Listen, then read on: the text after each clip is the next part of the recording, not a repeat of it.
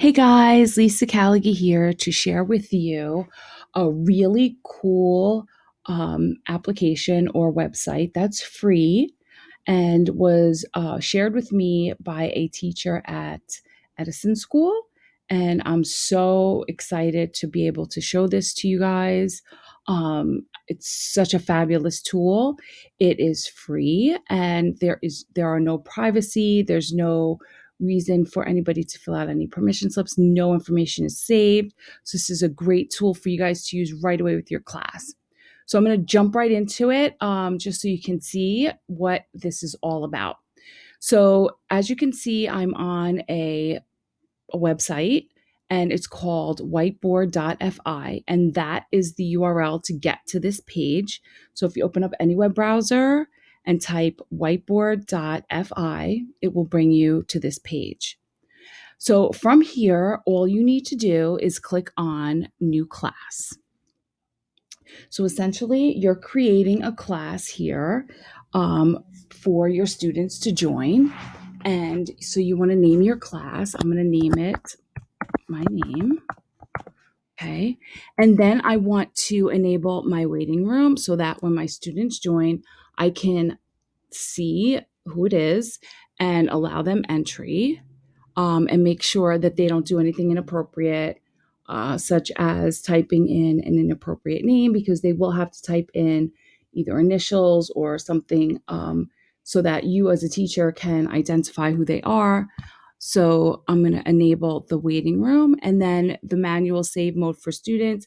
I'm going to uncheck that unless I do have some sort of Wi-Fi issue with the student.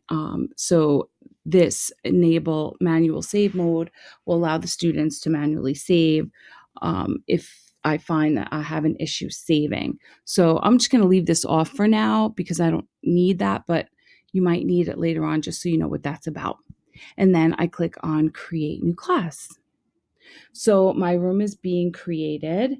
And the next thing I need to do is I need to copy and paste my URL, which is the access to my room that I just created.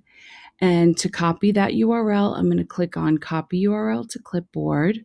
Or if I wanted to, I can show a QR code. So if I'm sharing this via Zoom and I have any students that are on mobile devices, they can easily just scan the QR code if they have a QR code reader on their phone, or they could just use their photo app on their phone and scan the QR code, and it will allow them to get into the waiting room.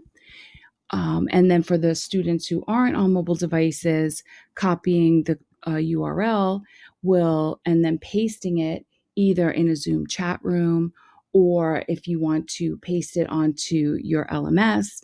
I'm going to show you how to do both right now in a teacher's account.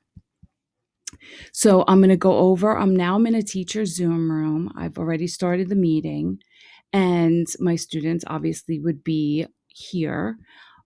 So I would click on chat, and I would paste my URL there for students to copy and paste. So depending on the age level and the tech ability of my students, for them to be able to copy this and then open up a web browser window and pasting it.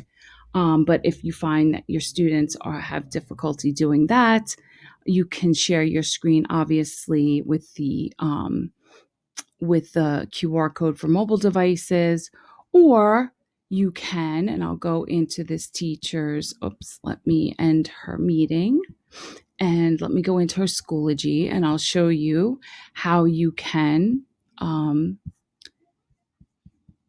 go into her Schoology. There it is. So I'm in her Schoology account, and I'm just going to in a course that she really doesn't use because I don't want to mess anything up. But in a course that you want your students to access to get the link, you would go to add materials, add a file, link external tool, choosing a link. You would paste the URL into the URL field, give it a title. I'm just going to call it test. And what's very, very important for it to work, you have to, under options, Do not have it display in Schoology. It doesn't open up in Schoology. It'll have to open up in a separate tab. So by default, it's this adding a link opens up in Schoology. You want to click that off so it displays in a new window, and then click on add. So now your URL to the your whiteboard.fi is available to all your students, and you could just tell them to come to that course and click on the title of your link and then click on the link. So I'm going to show you what that looks like from a student's perspective. I'm now in a student in that class, and that student will have access to that link that I just posted. There it is. So I'm going to click on test. And now you'll see it opens up in a new tab, and it's asking the students to join my room. So I'm going to have my students type in their initials. Okay. And then they click on join whiteboard class. And now it says that the student is in the lobby because I had checked that setting off. So let me go back to my page, and now you'll see it says lobby one waiting. So I'm going to open up my lobby, and you'll see that my student, the name that he typed is here. So here's where the reason why you want to have a lobby is because a student is free to type any name. So you don't want it to be where they type something inappropriate and they're automatically in, although they really don't see each other's work or each other's boards, but you just want to make sure that, a student doesn't type anything inappropriate, or you just want to make sure that the right people are coming into your class. And you click on accept, and now that student's whiteboard is part of your class. So you as a teacher are going to see all of your students' whiteboards, and I have other students that I can have join. So this student will join the class as well. And then you'll see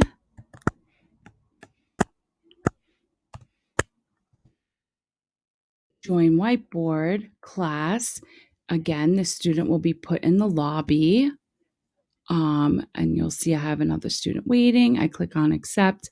And now you'll see as your students join your whiteboard, their whiteboards will pop up here.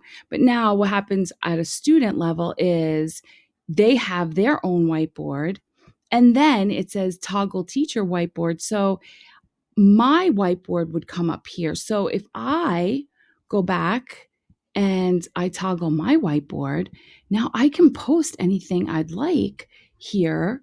So if I want my students to answer this question,